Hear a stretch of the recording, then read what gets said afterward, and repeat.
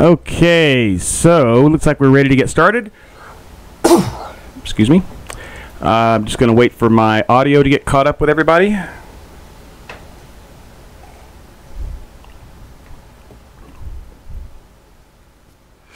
You guys should be hearing me soon.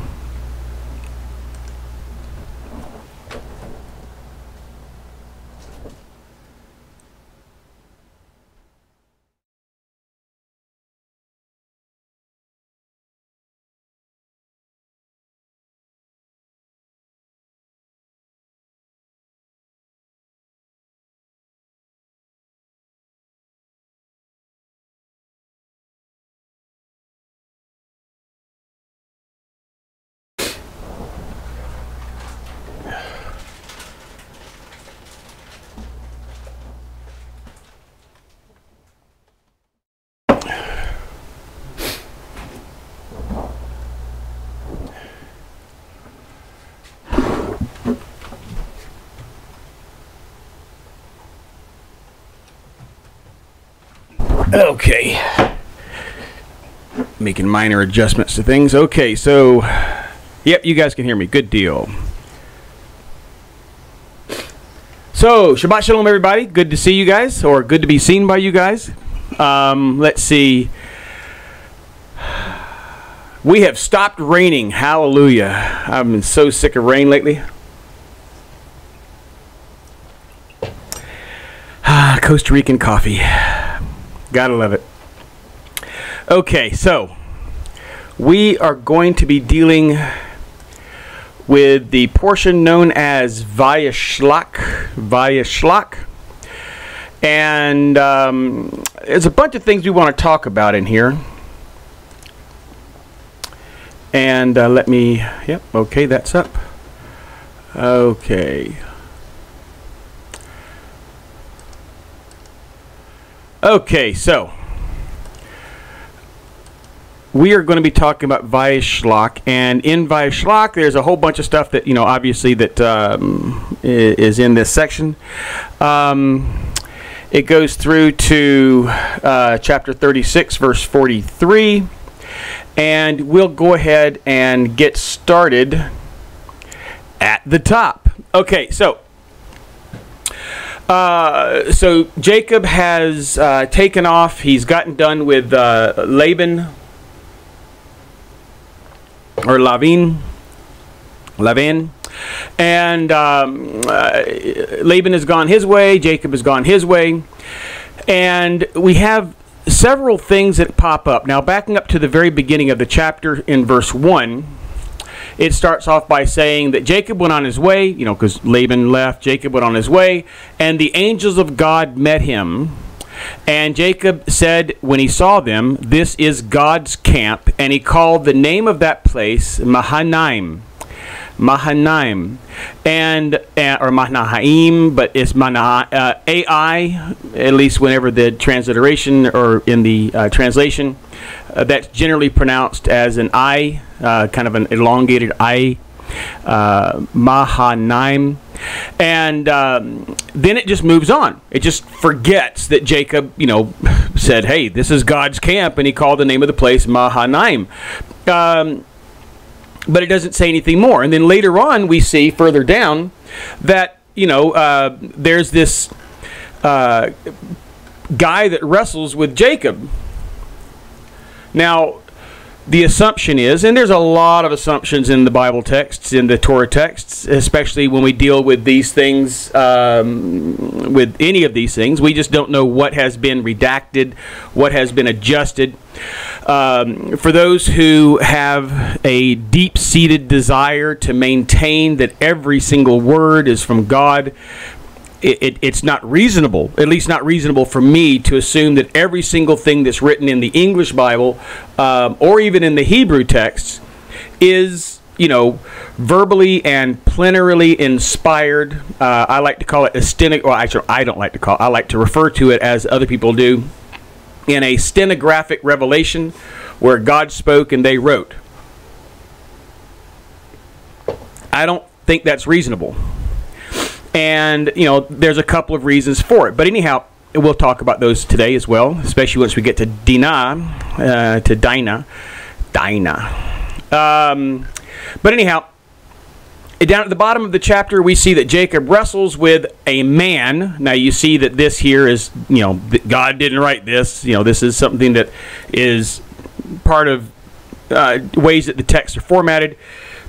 I do not think that in a printed JPS or even a PDF JPS that you'll see these types of headings, because these are the same with eSword. These types of headings are something that's added to the text as part of just a divider to help identify the different contexts. Doesn't mean they're right. But this is what generally is understood, that Jacob wrestles with God, because he says, I have seen God face to face and my life is preserved. We'll talk about that in a minute. And then there's a couple things we'll get to after that, but I won't get too far ahead of myself. Okay, so anyhow, so Jacob goes on his way. He sees this. This is the camp. This is God's camp. He called the place Mahanaim. And then it goes on to Jacob sent messengers before him to Esau his brother unto the land of Seir, to the field of Edom, and commanded the servants to say, or the messengers to say, by the way, you guys know what that word is, messenger?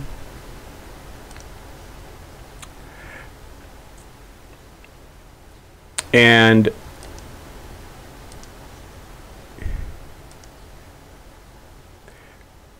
in a couple things, just because I like to make some clarifications whenever I use some tools.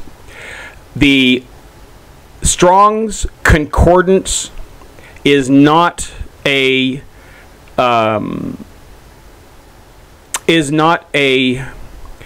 good tool to use for anything other than to get an idea of what the root word is. To utilize the information from what they say the root word means, it's not valid for that. It's not strong for that.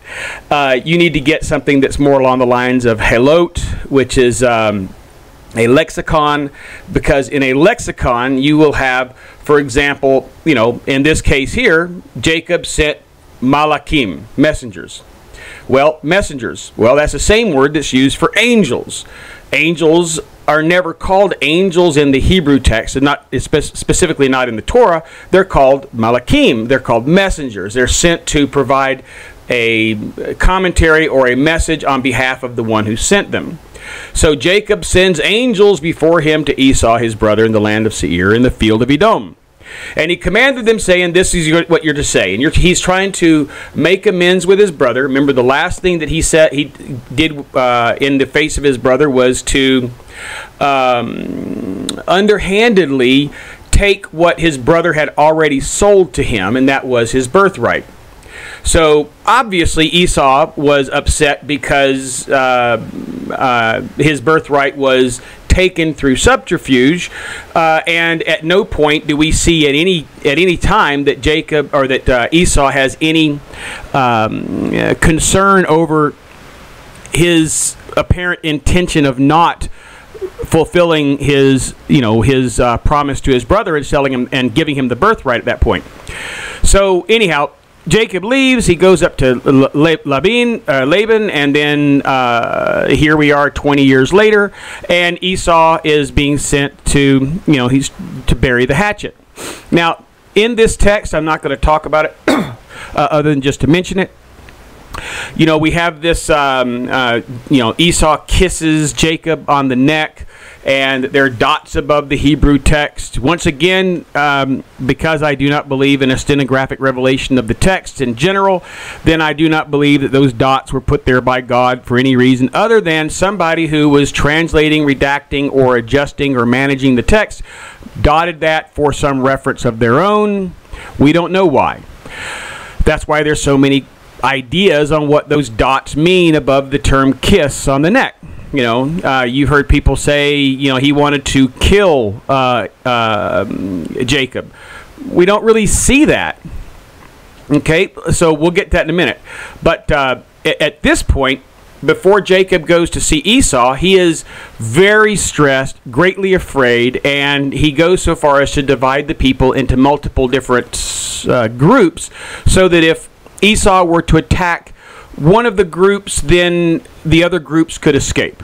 And then we also finally see who is the most important to him are the ones who are left into in the final group, the one farthest away from the war, if there was going to be one. So anyhow, here in verse 9, 10, depending on which translation you're using, Jacob cries out to God, prays to God, and says, "O God of my father Abraham, and the God of my father Isaac, O Lord, who saidst to me, return to thy country and to thy kindred, and I will do good to thee," which refers back to last week when God comes to Jacob in a vision. This is, towards the end of the 20 years, and says, "Get up and go. It's time to go. You've got your stuff, and I'll take care of you. Just get back home." So he reminds God that he said that, and then he goes on to say, "I am not worthy of all your mercies, and of all truth which thou hast shown unto thy servant. For with my staff I passed over this Jordan, and now I am returning, and I have become two camps," is the intention there, I believe. And then he goes on to say, "Deliver me, I pray thee, from the hand of my brother, from the hand of Esau, for I fear him, lest he come and smite me, the mother with the children. And you said, God, you told me, surely I will do thee good, and make thy seed as the sand of the sea, which cannot be numbered for multitude." So we can make all kind of inferences here. One of those would be that he doesn't have a whole lot of faith, that Jacob tends to have faith when it's beneficial to him and not have faith when it's not beneficial to him. But he does remind God, and he does remember that God says, "I will take care of you, and I will bring you back to the land." His concern over his brother is reasonable. His desire to remind God is human. Because in our doctrine, in our understanding, in our dogma that we use to uphold our particular flavor of theism that we have, we have issues as people trusting that there's a God out there that cares. And in this case, this seems to be the same type of situation. Even in this case, Jacob has actually seen God. I've seen God. This is none other than the house of God and the stairway to heaven. And that, so he had an interaction with the heavenly, and still has to feels it necessary to remind God of his promises. Even though for the last 20 years, God seemingly has taken care of those promises, although he has served 20 years to a lying manager who, slave owner, or whatever you want to call him, because when you work for somebody for pay that comes after you work, that's slavery. Whether that pay is dinner for the day or food for rent or money for rent, when you work for somebody else and get paid afterwards, that's slavery of some level. Obviously, those who are currently living in parts of the world, regardless of race, color, gender, or creed, who are under slavery where they don't get paid at all, that's even worse slavery. But all of it, when you work to somebody else for money, technically that is a form of slavery. Although today, people like to use the most extreme examples whenever you talk about any topic like that, and will oftentimes level accusations and attacks against people's moral fiber just over the use of a word. The snowflake generation sure knows how to heat things up whenever it wants to. But anyhow, so he lodged there overnight, and he took that which he had a present for Esau. He took all the animals, the 200 goats and 20 bucks, he-goats, 200 ewes and 20 rams, camels and colts and kines and bull, donkeys and baby donkeys, and he delivered them in the hands of his servants, and said, "Go on before us, and holly." My Spanish, hale, vamos, and go on and meet Esau, and when you see him, tell him what's going on. Tell him that this is your servant Jacob. This is from your servant Jacob. It's a present sent to you. Behold, he is behind us and is coming. And he does this for the second and the third. And finally, it was meant to appease him. It says, for he said, I will appease him with the present that goeth before me, and afterward I will see his face. Peradventure he will accept me. So the present passed over before him, and he lodged himself that night in the camp. So, at some point, now it says here, he lodged himself that night in the camp. And then we have a retelling of something that happens either in the night or he wakes up early in the morning. Excuse me. A lot of frogs in my throat at the moment. He rose up that night, took his 2 wives, his 2 handmaids, 11 children, and passed over the ford of the Jabbok. Now, how many children? How many children? His 11 children, not his 11 sons. At least in the English, it says that this is referring to it as children, and there's only 11. This is going to be important in a minute. And passed over the ford of the Jabbok. And he took them and sent them over the stream and sent over that which he had. And Jacob was left alone. Now, here we are back at what we were talking about earlier. We don't know, number one, we don't know where this is. Okay? We don't know. And we don't know exactly where Jacob is, because it says Jacob went on his way. So we don't know where Mahanaim is, and we don't know where he's camped. We just know it's somewhere near the Jabbok. Now, here, this is God's camp, and Mahanaim may or may not be, at least not looking at a map, because what's on a map is not important, because we don't know. All we know is there's a place there. It's in the area where we think that Mahanaim is supposed to be, so this must be Mahanaim. But there's nothing that actually says, welcome to Mahanaim, population 422, yeehaw. It doesn't say that. So we don't know. Where is Mahanaim? We don't know. Where is Jacob right now? Well, we don't know where he is from verse 1 down here to where it says he's at the Jabbok. Where is it at? Right down here. And we don't know where he was in between and where this Mahanaim is. Nor do we know if this camp of God is in any way in the same area as what we're dealing with right here in verses 24 onward. So where is this man coming from? Man. Okay, now, number one, in the text, remember this here is not part of the text. This is here just for the sake of formatting of the text, but is not added. Is not from the original authors, and it is not from the redactors. It is from current formatting practices. So it says Jacob was left alone, and there wrestled a man. Now it says man in the Hebrew. It says man. It says Ish. Right there. That's Ish. It says he wrestled with Ish, and that's pretty straightforward. In the text, forget what that says. In the text, he wrestled with a man. Now, he could not prevail against the man. And he wrestled with the man, and the man touched him. Now, we think that means, bing, you're dislocated.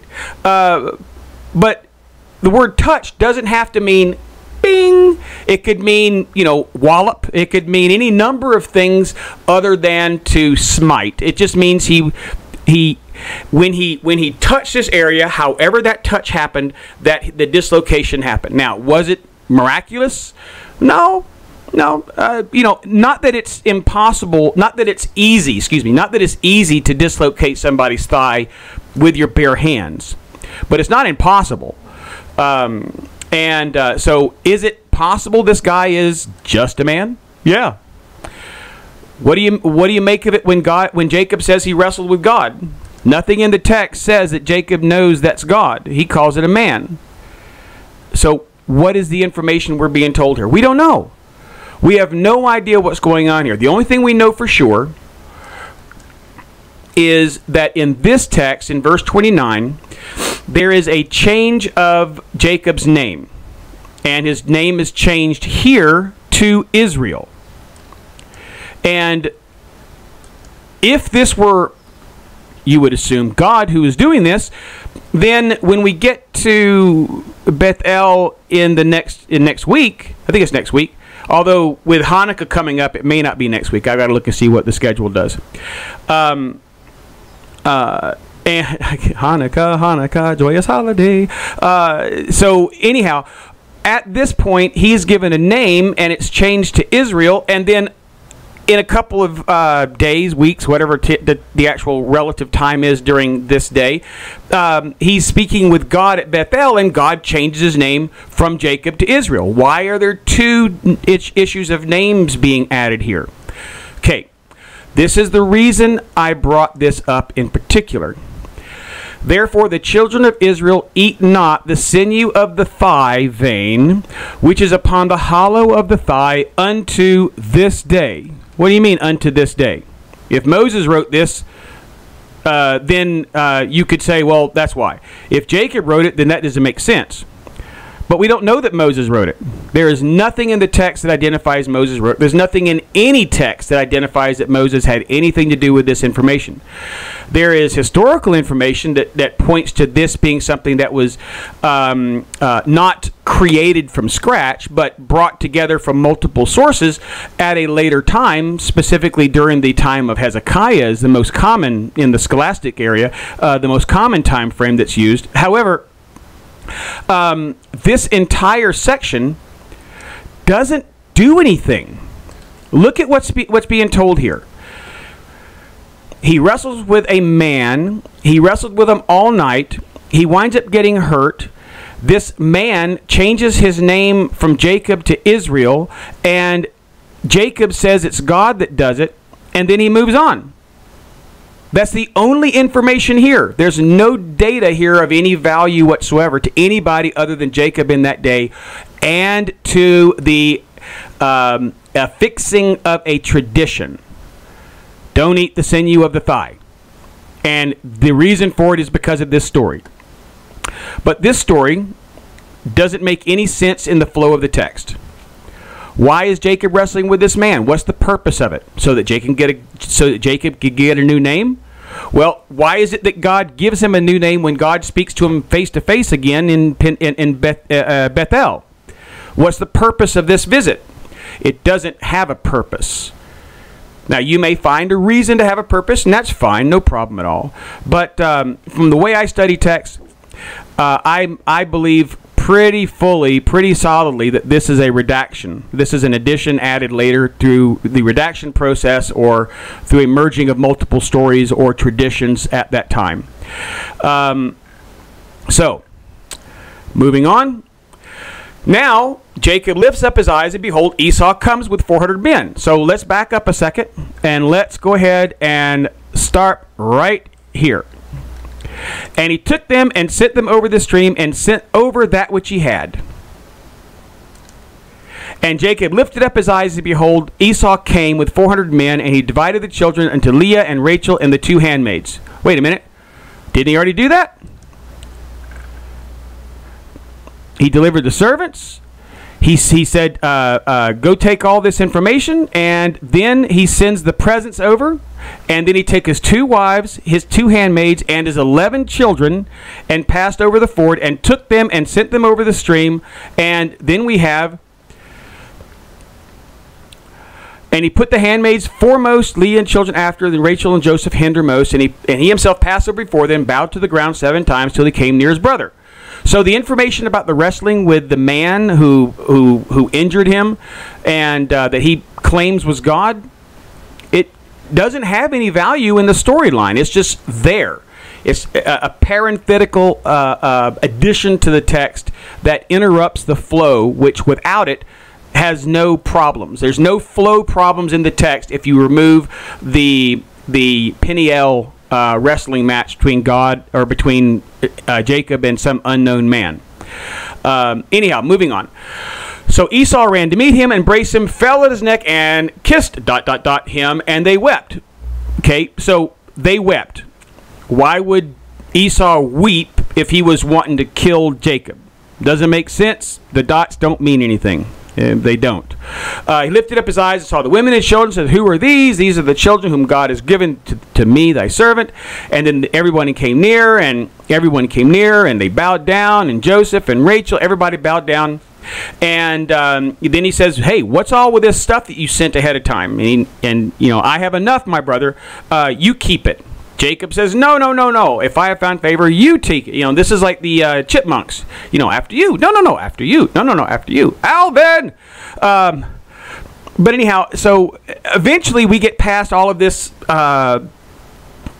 blathering, and he finally lets Esau return, and he doesn't take any of the stuff that Esau wants to give him, and then Jacob returns to Shechem.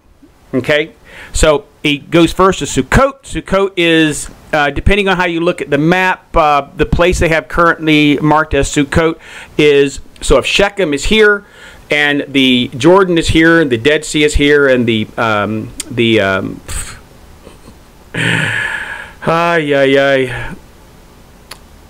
Harp Lake. I cannot remember Kinnis. The lake in Jordan, in between the Dead Sea here. And so Jabbok is one of the valleys that comes across relatively in the same area as Shechem due east, and Sukkot is listed as being relatively close to Shechem on the other side of the Jordan in the valley. So he's crossed over the Jordan now, and he is in Shechem, because Shechem is a region. Shechem, the town, is the capital of that region, but the area that they manage, economically as well as militaristically, is also in Shechem, which is in the land of Canaan, when he came from Padan Aram and encamped before the city. And he bought a parcel of ground. Now, he bought a parcel of ground from who? At the hand of the children of Hamor, Shechem's father, for 100 pieces of money, silver, more than likely. And he erected there an altar and called it El Elohei Israel.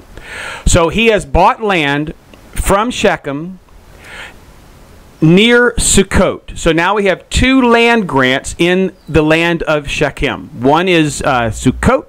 One is in the caves of Machpelah, or actually it's the field of Machpelah with its cave in the field. So now he's living in Shechem, and he and his 11 children. Okay, he and his 11 children passed over the ford of Jabbok and crossed over to meet Esau and his 11 children. Where is Dinah?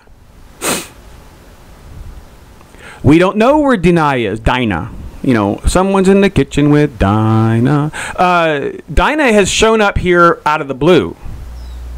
Now, we know Dinah has been mentioned, but his 11 children and his wives and their handmaids crossed over the Jabbok. Where's Dinah? This section of text has a lot of inconsistencies that are very important for us to at least talk about briefly here. And I won't be able to get into extreme detail because, hey, number one, I am not a native Hebrew speaker, nor am I a formally trained Hebrew linguistic professor or anything. I'm just an informal student of the language, and there's a lot I don't know. But there's some things that just don't make sense. So let's talk about that for a minute. Dinah, the daughter of Leah, whom she had borne unto Jacob, went out to see the daughters of the land. Now, number one, it is generally not a practice of the text to identify the women in the lives of the patriarchs. Obviously, there is Sarah and Hagar, and then Raquel, and then Rebecca and Leah, but but as far as children goes, it's primarily, it introduces males. Doesn't really introduce females very much. As a matter of fact, you're going to find that it doesn't mention females very often at all, this being one of the first times, if not the first time, that a daughter has been identified. Now, one of the things to keep in mind is that it says that, and Shechem, the son of Hamor, saw her, took her, laid with her, and humbled her. Now, this word humbled is, in Hebrew, is the word inah. Here it is right here. I marked it ahead of time. And inah is translated as, for example, in 2 Samuel. In 2 Samuel, we have, what's his name? Amnon and Tamar. And Amnon rapes Tamar. And she says, why are you doing this? Why would you inah me? Why would you bring this humbling upon me? Now, in that case, it's intended to be Amnon raped Tamar. But did Shechem rape Dinah? Well, the text seems to show that in some places, but in other places it does not. So, for example, in Deuteronomy chapter 8, it says that God brought upon Israel trials and tests in order to test them and their faith. That word is inah as well. Do you think that it says that God raped Israel? What about in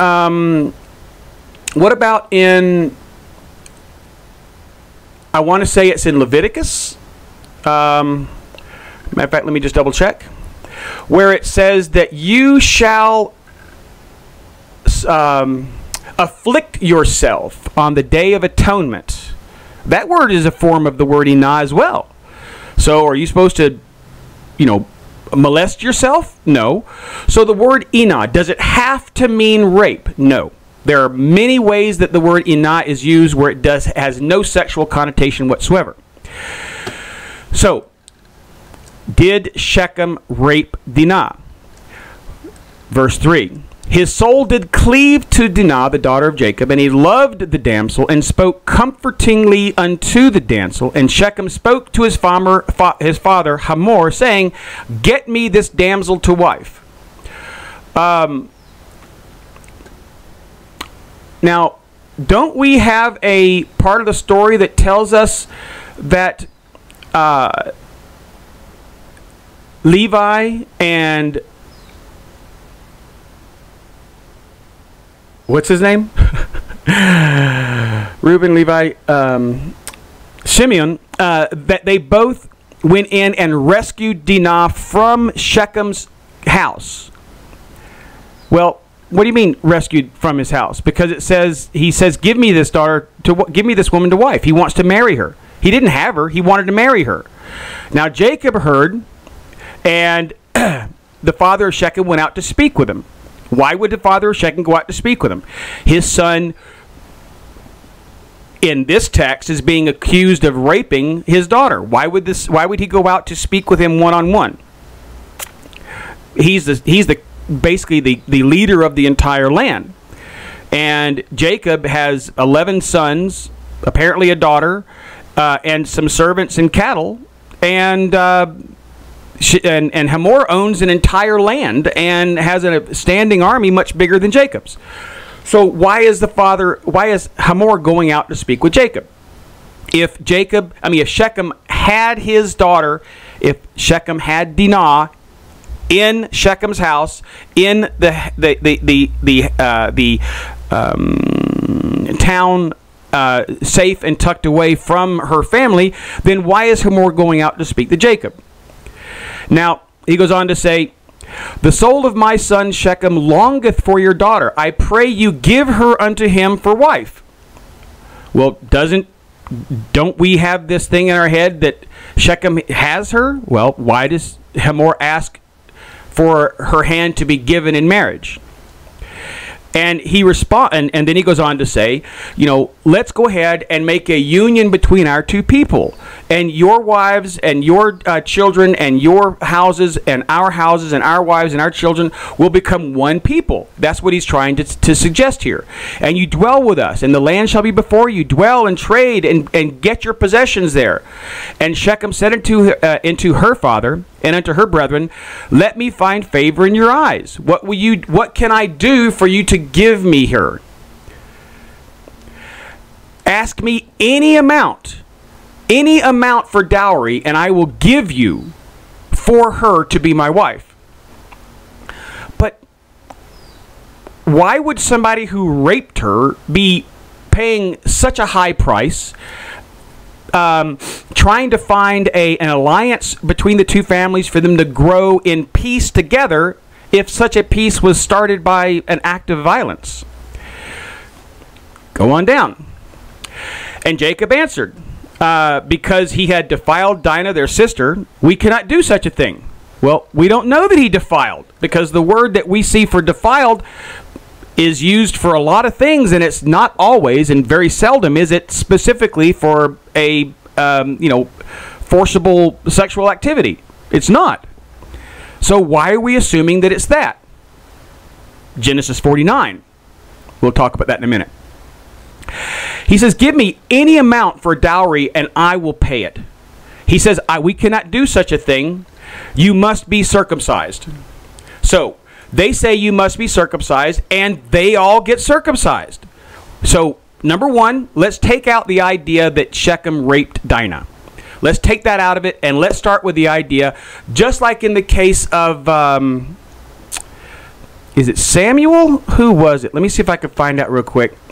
Where I'm thinking it's Samuel. He goes to his father and says, I saw a woman of the Philistines in the field. I pray you, Father, go and give her to me, or bring her to me for a wife. And that seems to be the same terminology. Let me look and see if I can find it here.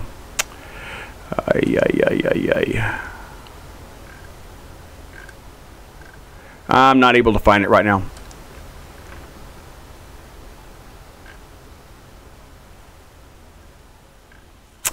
Nope, I don't see it.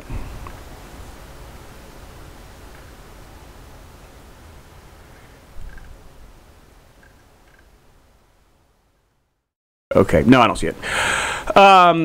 So they're trying to create a unity between the two peoples, Shechem and Hamor, and they're trying their hardest to bring this new bloodline into their lands, and to create benefits and blessings amongst them.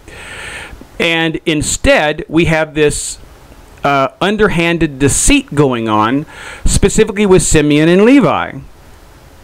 So anyhow, we will give you our daughters and sons, and we will take your daughters and sons and so forth, and we will become one people once you be circumcised.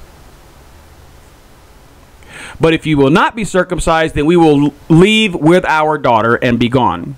And their words pleased Hamor and Shechem, Hamor's son. And the young man did not defer to do such a thing, because he had delight in Jacob's daughter, and he was honored above all the house of his father. And Hamor and Shechem his son came to the gate of the city and spoke to all the men, saying, these men are peaceable with us. So their interaction, the words and the context that is being presented from Hamor and from Shechem, has no indication whatsoever that Shechem did anything wrong. That he didn't, no indication whatsoever that he actually had sex with Dinah. Okay? But we have this text that says he took her, he lay with her, and humbled her. It doesn't say anything about Dinah responding. It doesn't say anything about Dinah fighting. It doesn't say anything about Dinah at all.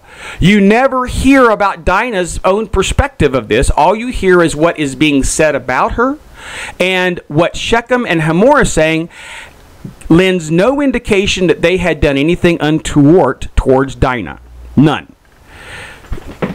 So then they hearkened. It came to pass on the third day when they were in pain, that the two sons of Jacob, Simeon and Levi, Dinah's brethren, each man took a sword and came to the city in secret and slew all the males. And they slew Hamor and Shechem his son, edge of the sword, and took Dinah out of Shechem's house and went forth. Do you understand what that just means? Grammatical, historical perspective of text means that there has to be reason, has to be logic that flows. And here we have Shechem, the prince of Shechem, and Hamor, the king of Shechem, and the leader of this area of Canaan, if not most of Canaan, but definitely the northern kingdom that once Israel stood, was Shechem at one point. And the king and the prince and all of the men of the main city were all killed in one night by two guys with swords. And we never hear anything about that in any historical books whatsoever, that the capital city of a major player in the region at this time all of a sudden disappeared off the map. But Jeff, what about Genesis 49, where Jacob says, because you slew an ox in your pride and in your anger, and you wounded and you did this and you did that? Well, let's read what it says.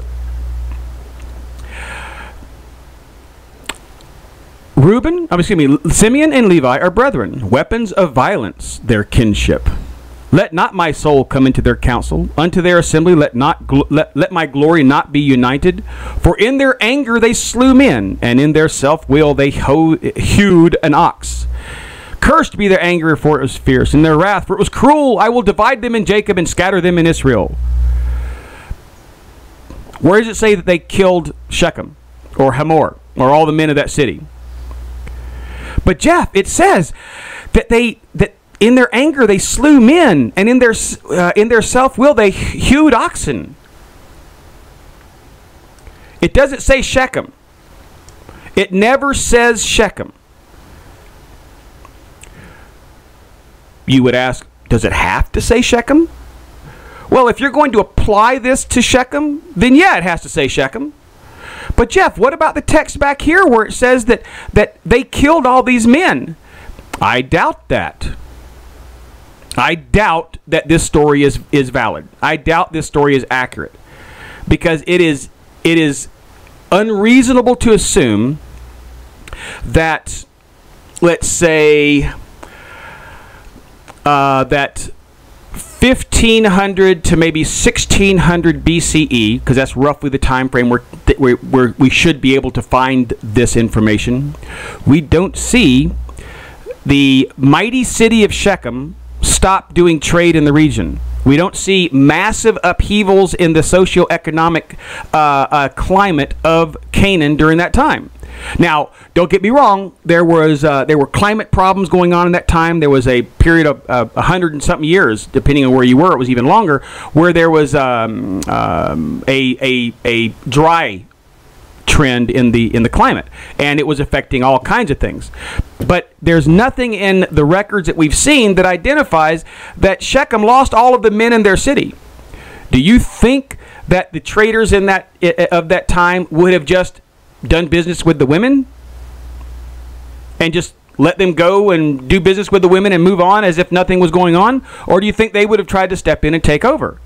And then that would have been a battle between all the traders, because who's the biggest trader gets to be the one who takes over, not just the first guy who saw that it was an opening.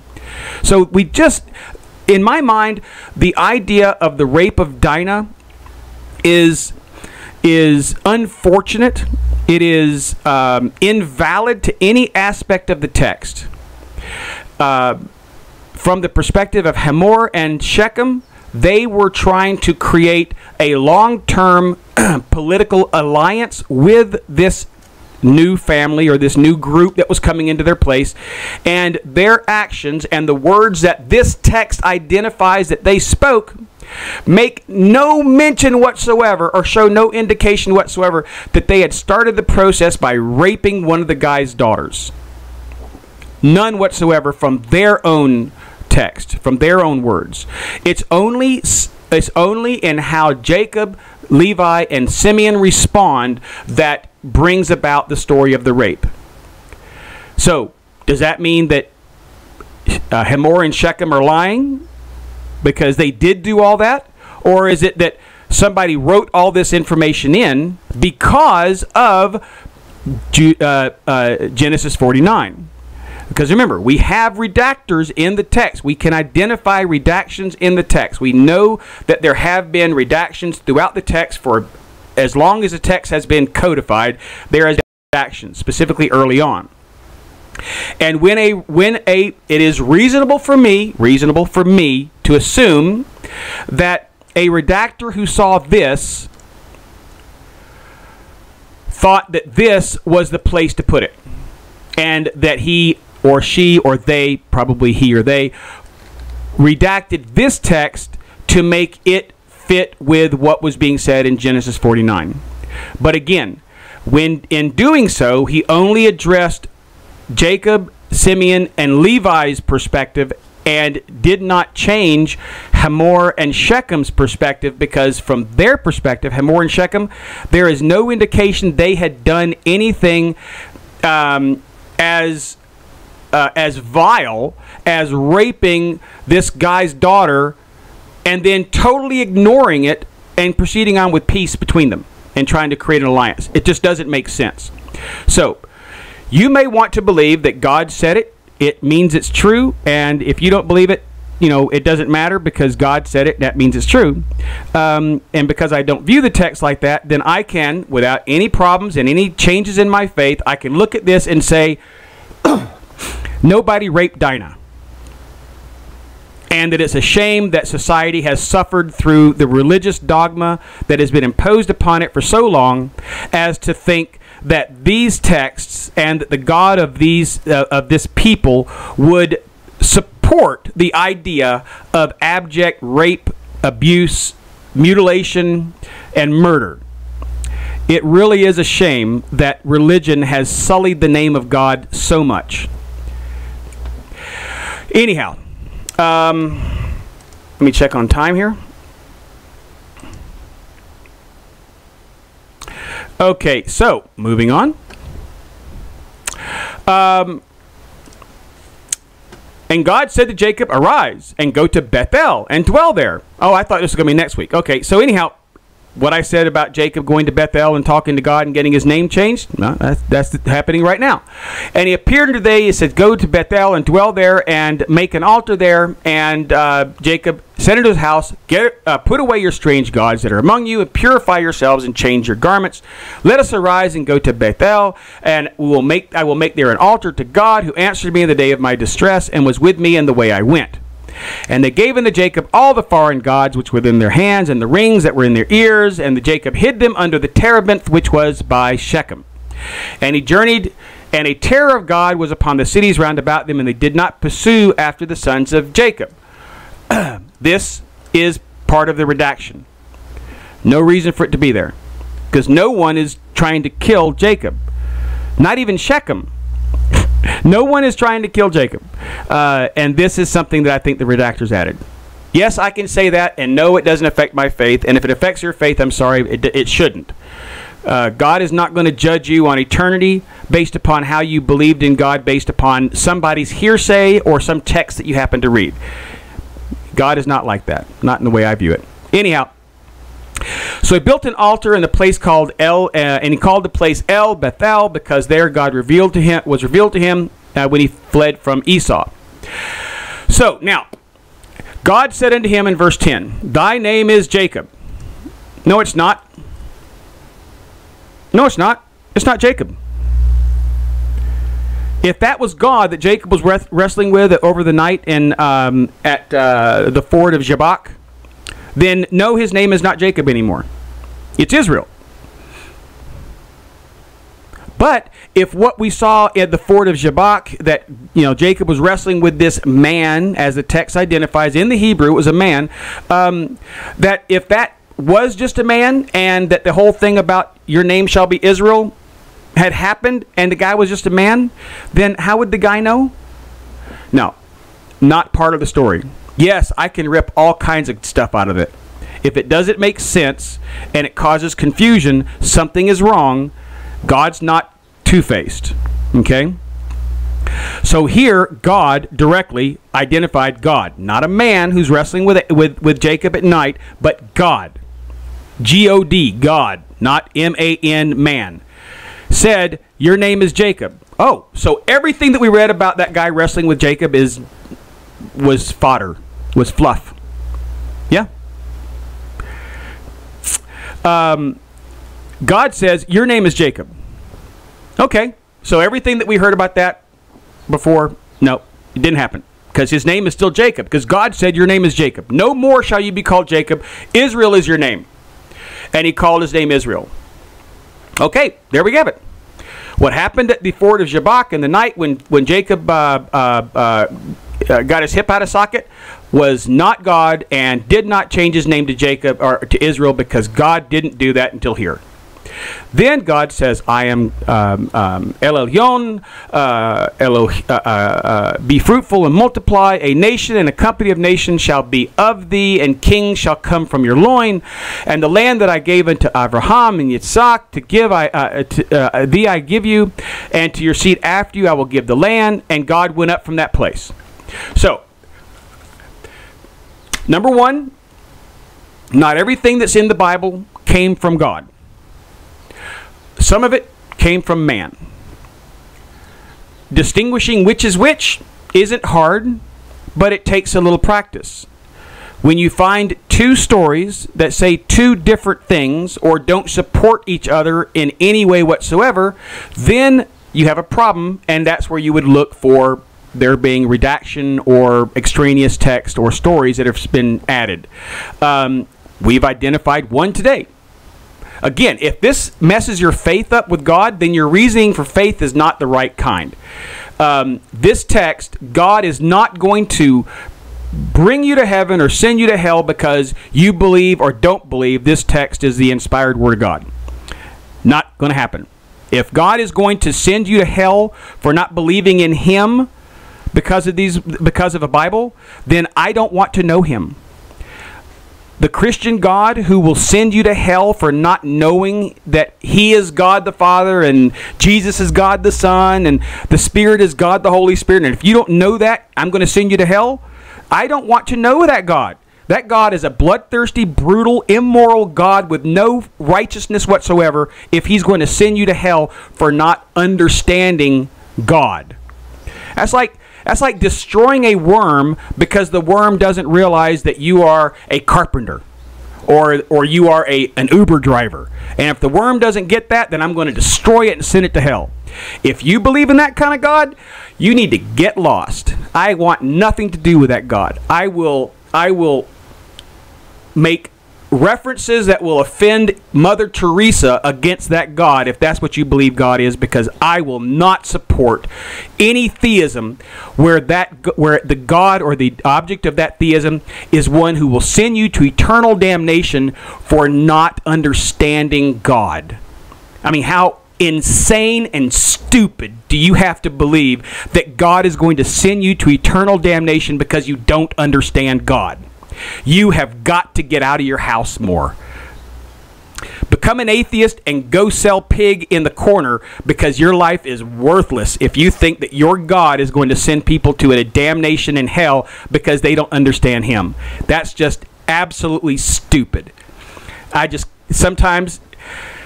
hey, I was in Christianity for 30 years, and yes, it was stupid, and it was unreasonable and illogical and just flat out dumb for me to believe that God would send anyone to hell for any reason. Any reason that God would send a human to hell would make him unrighteous and not worthy to be my God or your God or anybody else's God. Sorry, I was getting a little bit upset there. I'll slow down. So anyhow, he journeyed from Bethel, and there was still some way to go before they got to Ephratah. It's Ephratah afterwards. And Raquel travailed, and she had hard labor, and it came to pass that she was in hard labor. The midwife said, "Fear not, this is also a son. And then she dies, and as she dies, she calls him Ben Noni, and the father said, no, he's Ben Yamin. And then Rachel died. So this begins the transition from the story of Isaac to Jacob, and then now we're going to be moving from Jacob to Joseph, and next week we'll be talking about how Joseph will be divided from his brothers and sent to Egypt, and we'll start discussing that next week. But I just want to leave you guys with a little splash of Listerine in your face. If you believe that God will send you to hell or send someone else to hell because they happen to be a homosexual or a bisexual or even a heterosexual or even asexual, then keep that to yourself. I would think you are blaspheming God's name when you tell someone that God is going to send them to hell for something that they're doing. Christianity has ruined society. Christianity has done nothing but damage the moral fabric of our people. And I would love to be able to see, if there was any way possible, if I could go back in time. Some people say I would kill Hitler. If I could go back in time, I would want to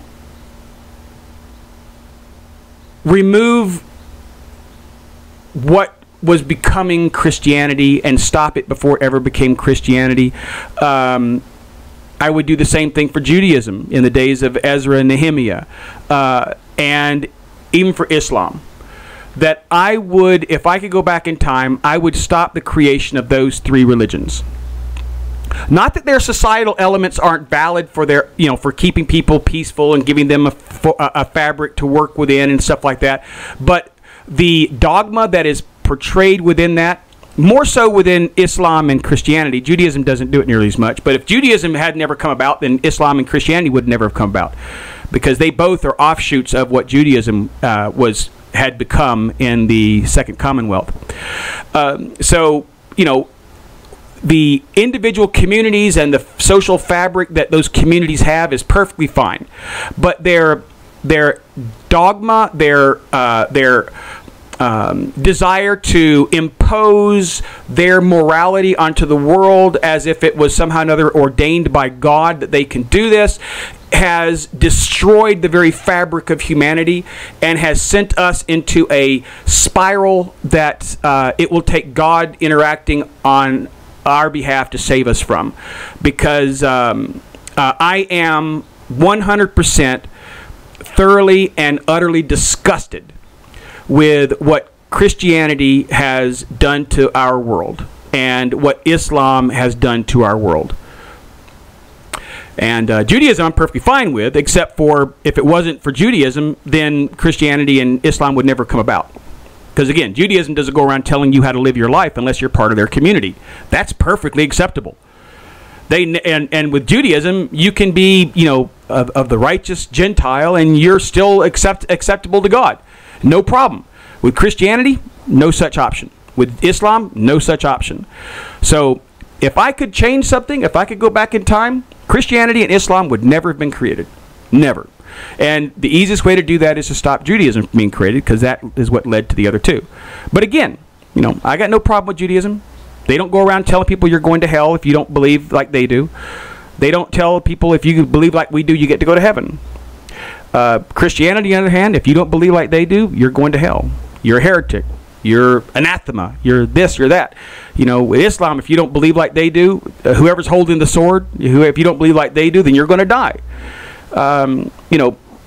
That type of dogma, that type of morality is a destructive element within our society, and I, for one, would be very happy to see both of them absolutely dissolved.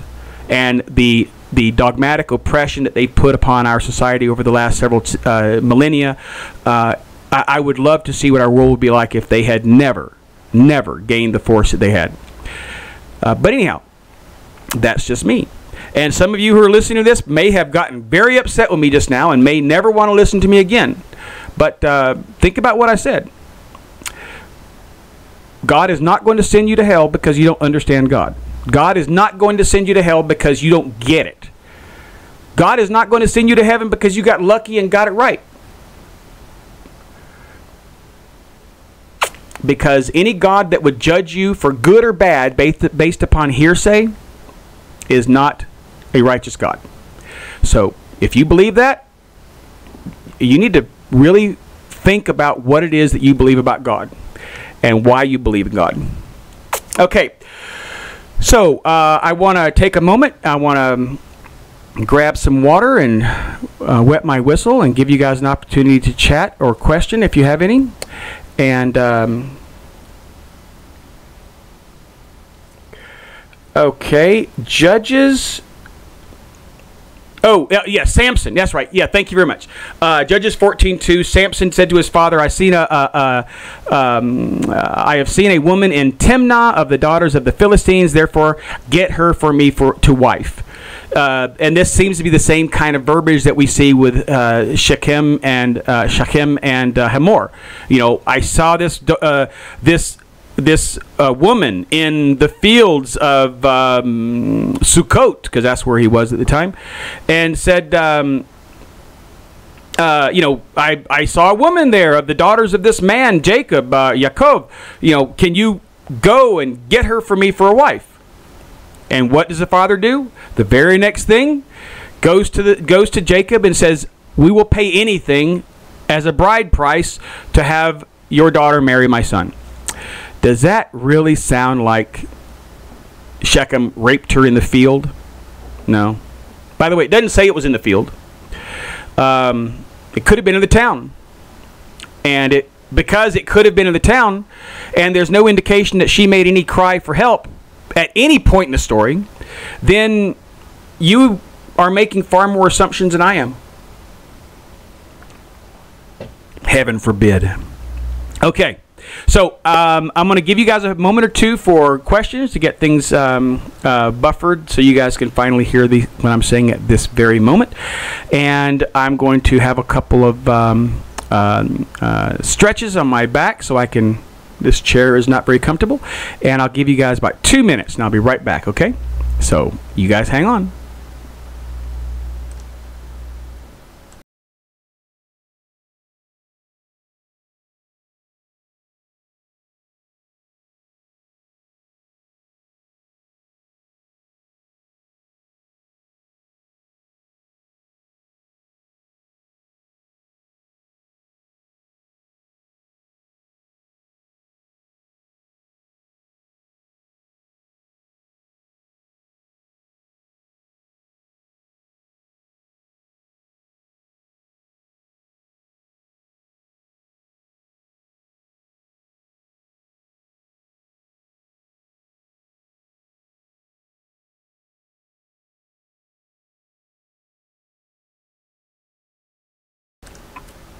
I have a valid question on the screen. It says, "Wait a minute, you're critiquing the English. Why don't you double check the Hebrew?"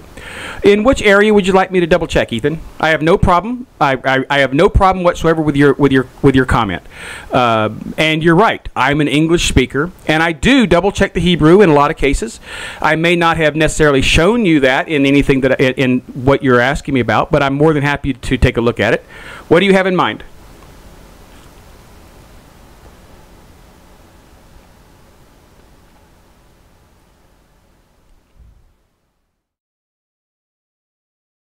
I'm not sure if Ethan is still there, but he might be.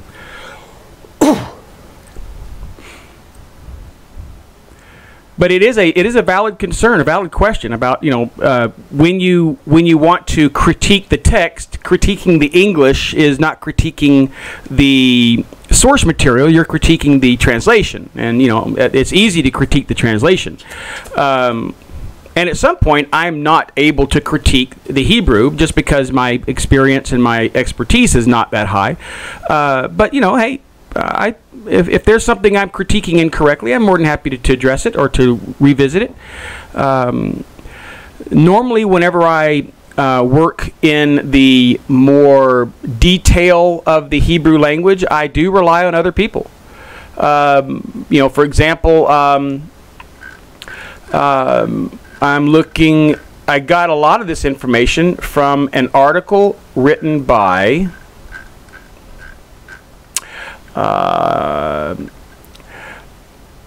Allison Joseph, who is quite... Oh, sure. Okay.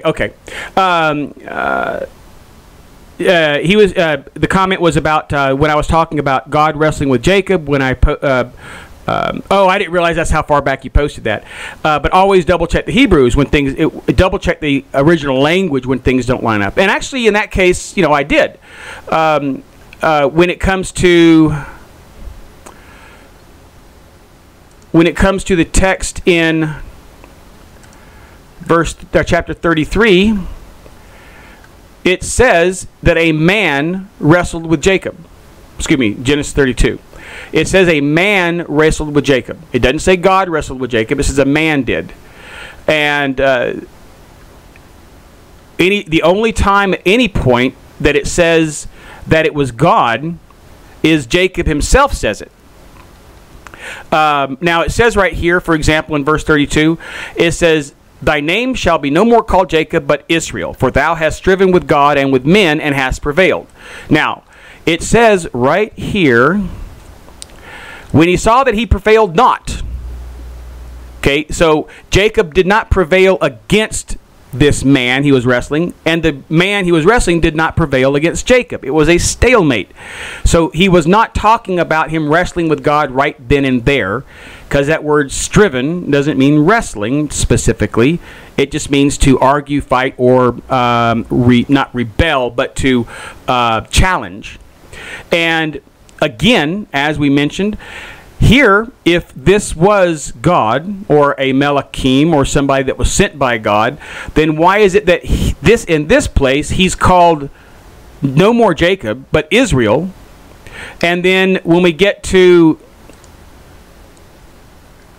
chapter 35, God now says, your name is Jacob, but no more Jacob, but Israel. So which one is it? The guy that he met weeks before?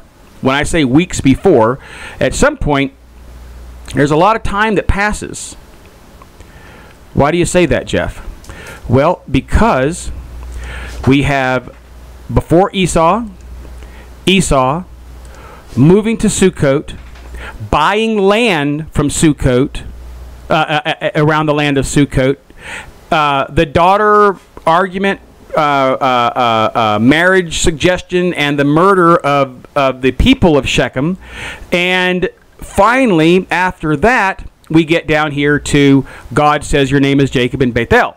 So why is there, could be days, although extremely unlikely, could be weeks or months or even longer. So why is it that God names him Jacob when he wrestles with him before all this starts, and then God names him Jacob again afterwards at some unknown time later? And it could be much later. This is the reason that I think that the person that Jacob wrestled at the ford of Jabbok was not God and may not have ever happened, because God here makes no reference and acts as if that had never happened.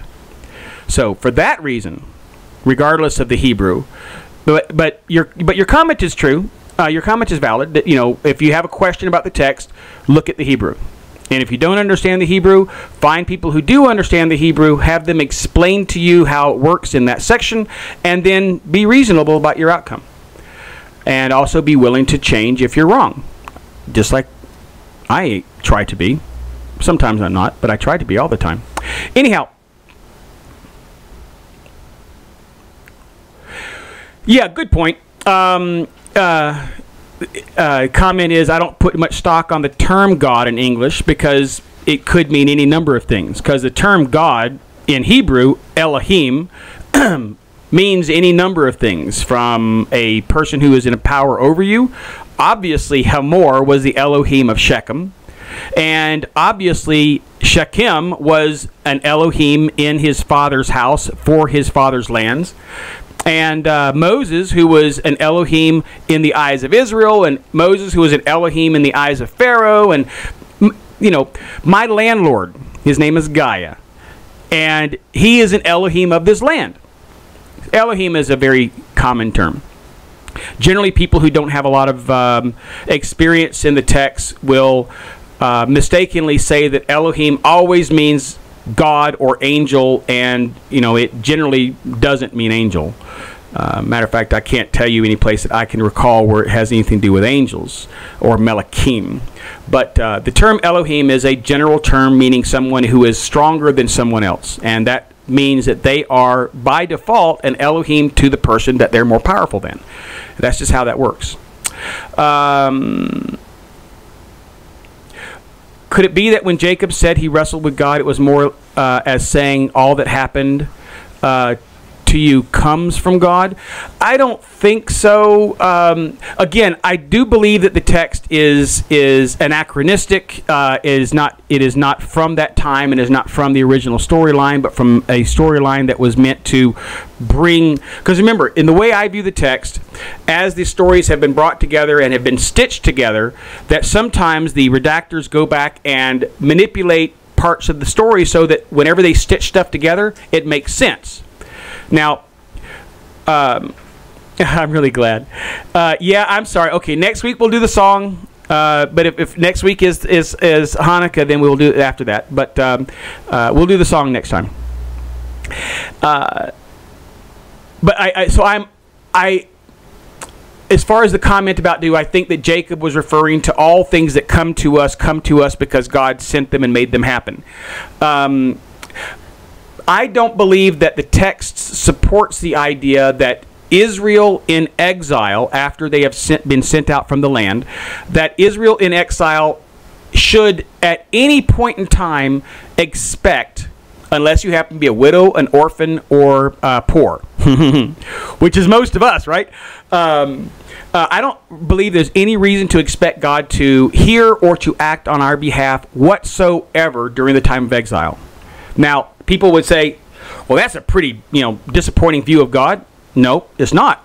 Because in my mind, God raises everyone to live again in a time in the future where everyone lives knowing God, not necessarily believing or following or trusting or whatever, but it says in the text, and all nations round about will know that I am Yehovah who has done this. So at some point in time in the future, I believe God raises up everybody. Every single person who's ever lived. So do you not like it that God doesn't hear your prayer and doesn't act on your behalf, and you think that it's terrible that he doesn't? Nope, I don't. Because again, at some point in time in the future, everyone gets to live again. So no, I don't think it's unrighteous or unkind or anything. I think it's far more unrighteous and far more unkind for someone to say God will send you to eternal damnation because you happen to like boys, if you're a boy, or because you happen to like pig, or because you happen to like whatever. It just doesn't make sense.